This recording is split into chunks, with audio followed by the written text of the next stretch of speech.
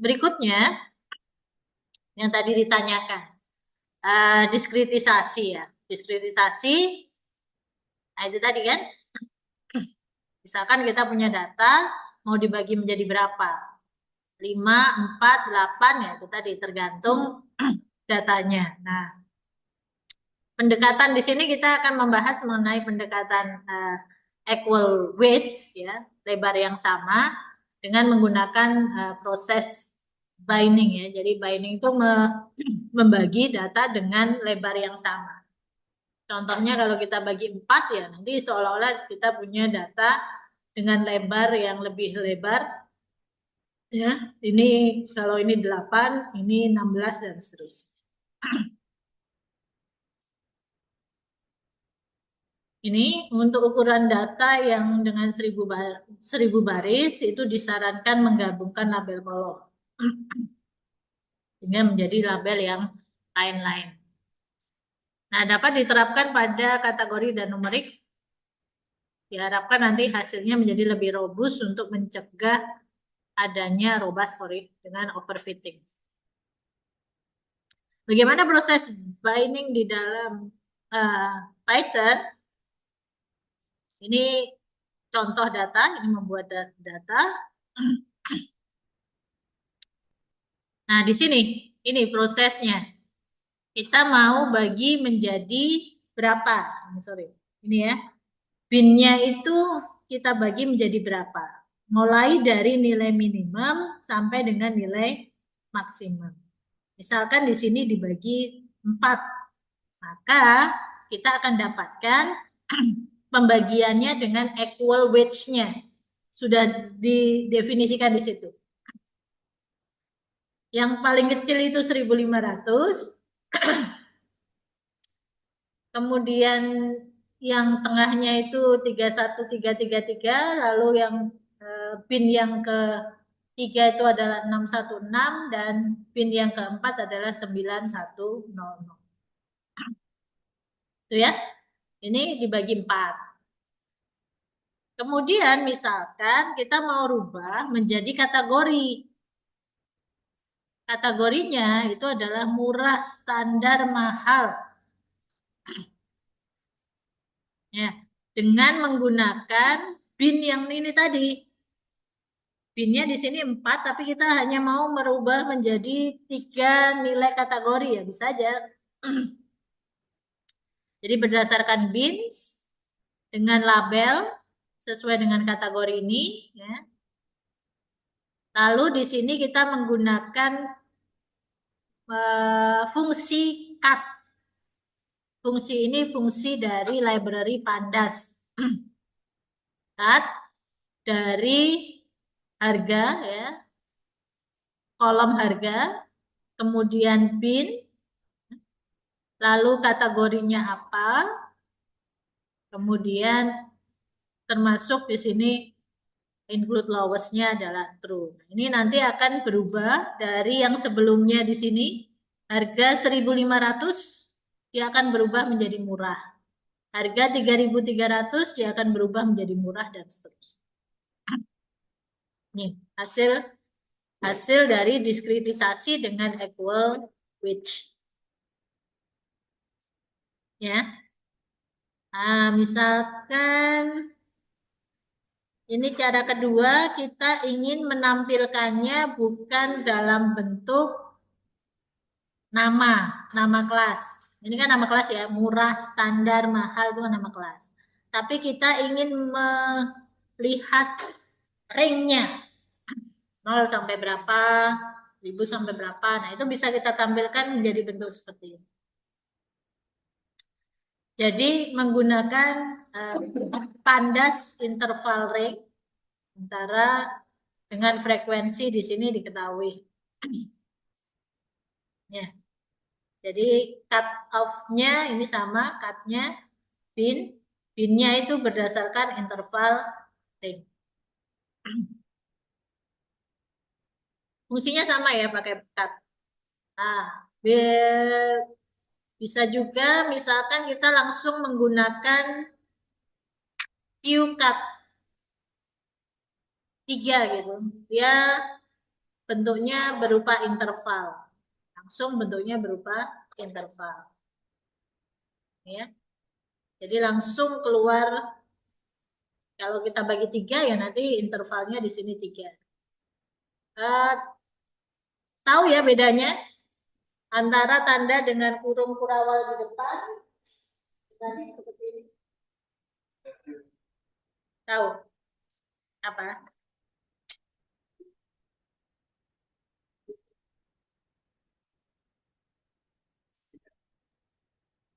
Ya?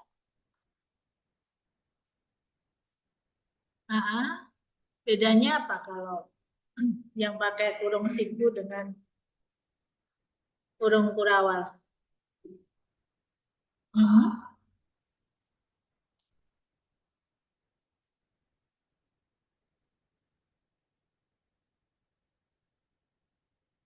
Apa bedanya?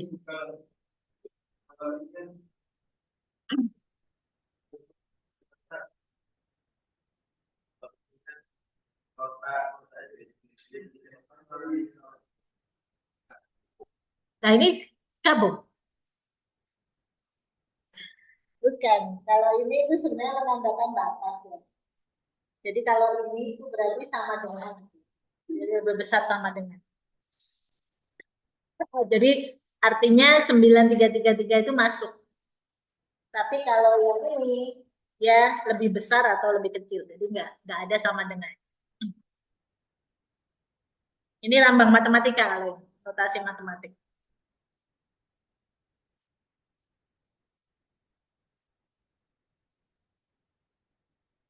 Oke, itu tadi diskritisasi ya dengan menggunakan pendekatan equal weight atau binning.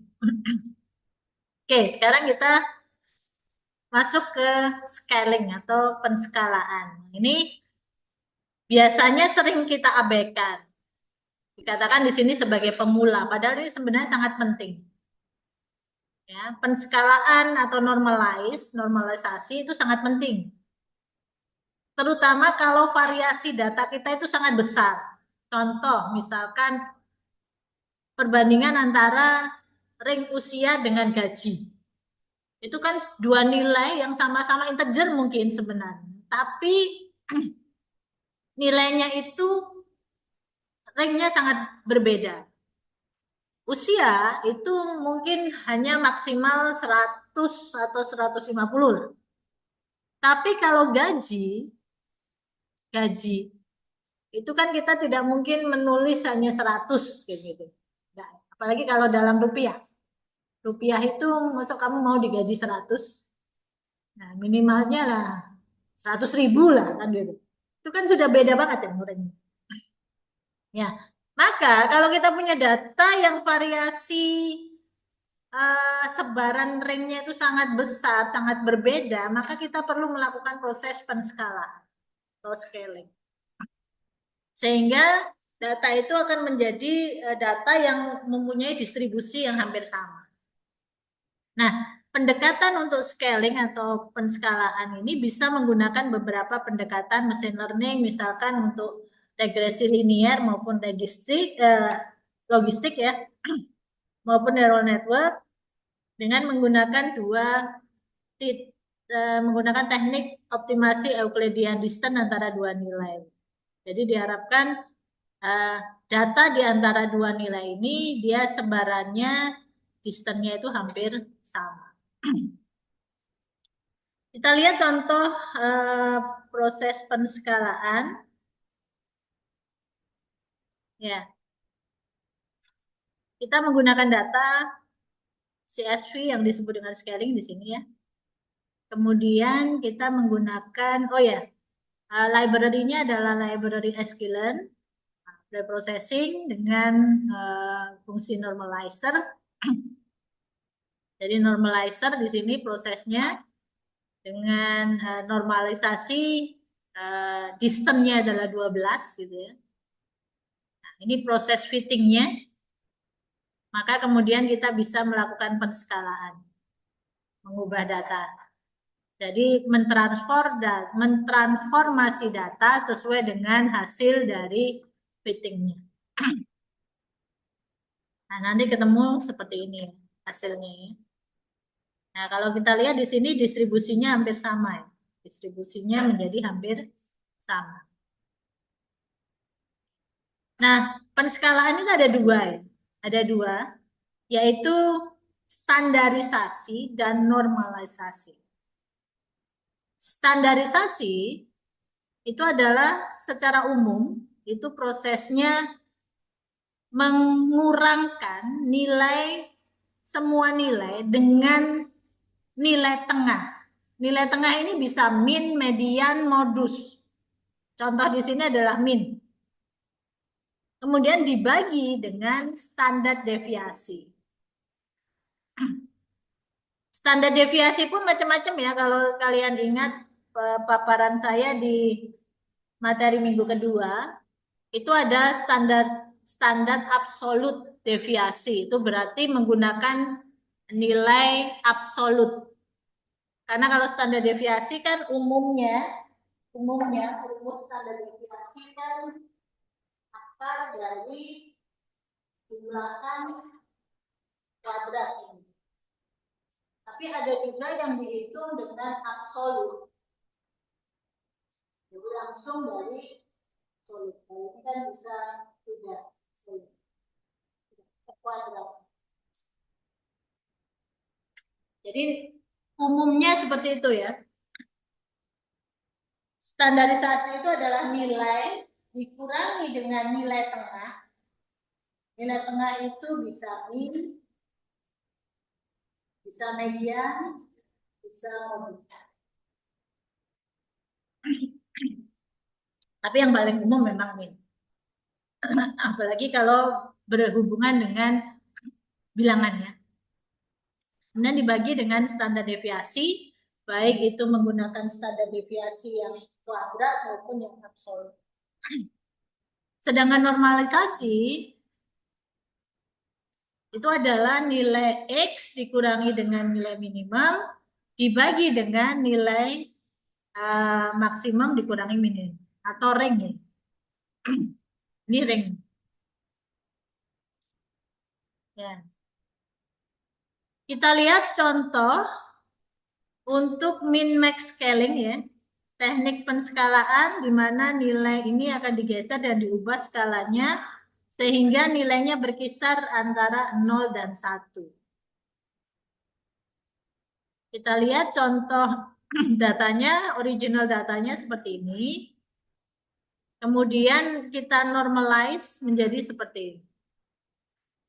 Dia mempunyai nilai tengah tepat di 0 gitu.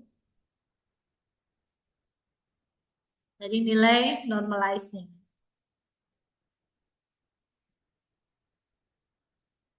Nah, nilai penskalaannya itu dirumuskan dengan X dikurangi X minimum dibagi dengan X max dikurangi X minimum. Berarti ring kan ini ya. X max dikurangi X minimum. Nah, penerapannya ini ya, kita menghitung min, lalu max minnya kita dapatkan. Max min ini artinya apa? Nilai maksimum dikurangi nilai minimum yang menjadi pembagi bawahnya. Ya, nilai maksimum dikurangi dengan nilai minimum. Kemudian maka semua nilai itu akan di data itu dikurangi dengan nilai tengah min dibagi dengan max min. Oke, nah nanti ketemunya menjadi seperti ini. Ya. Ini adalah usia. Ini usianya sebelumnya ini ya. 44, 27, 39 dan seterusnya. Sedangkan ini income. Nah, kalau kalian lihat di data ini ininya sama, distribusinya menjadi sama. Ya, ada yang 0 negatif positif. Jadi distribusinya menjadi hampir sama seperti ini. Ya.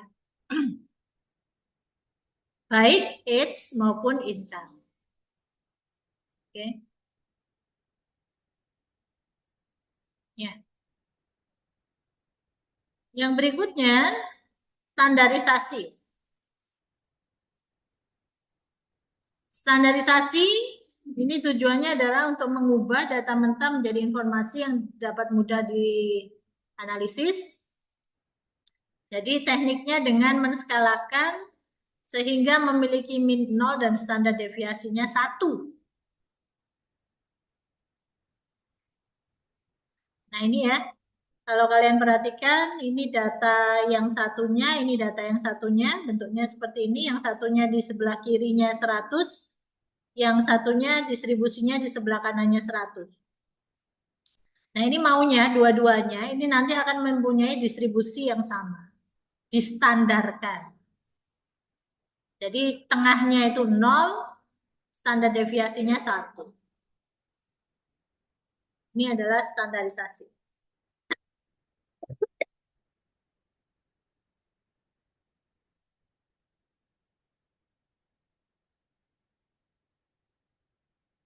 Ya, untuk standarisasi kita menggunakan scalar, fungsinya adalah standard scalar.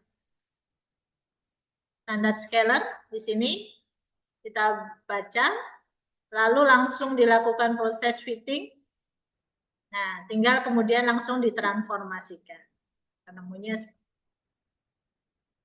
ini age, ini income, kemudian dilakukan proses scaling dengan standarisasi.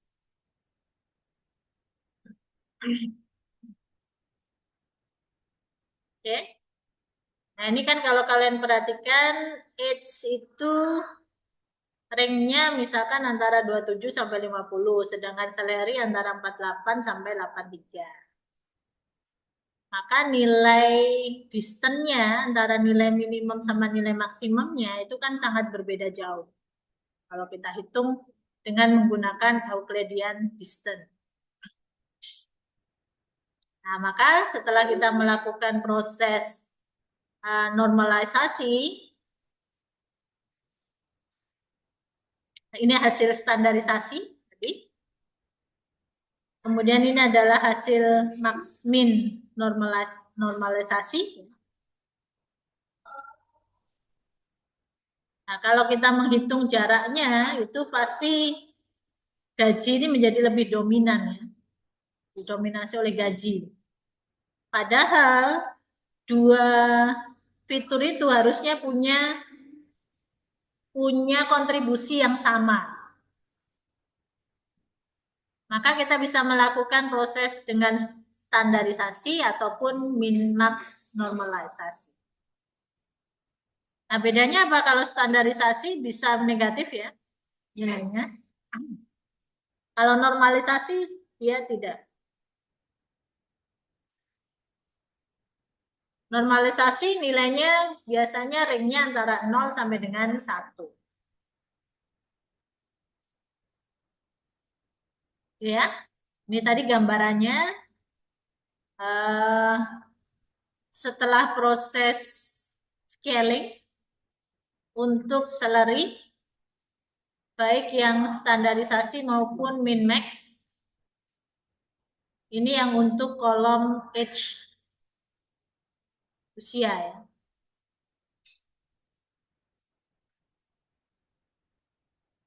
Jadi itu semua tadi proses pre-proses yang dimulai dari imputasi atau transformasi data, kemudian diskritisasi, lalu ada proses yang terakhir adalah penskalaan dengan menggunakan dua pendekatan, apakah itu standarisasi maupun normalisasi. Prinsipnya untuk normalisasi maupun standarisasi itu adalah kita ingin model distribusi antara dua variabel yang mempunyai ring yang berbeda itu sama. Baik, jadi materi untuk hari ini selesai. Next lecture kita akan masuk ke teknik klasifikasi.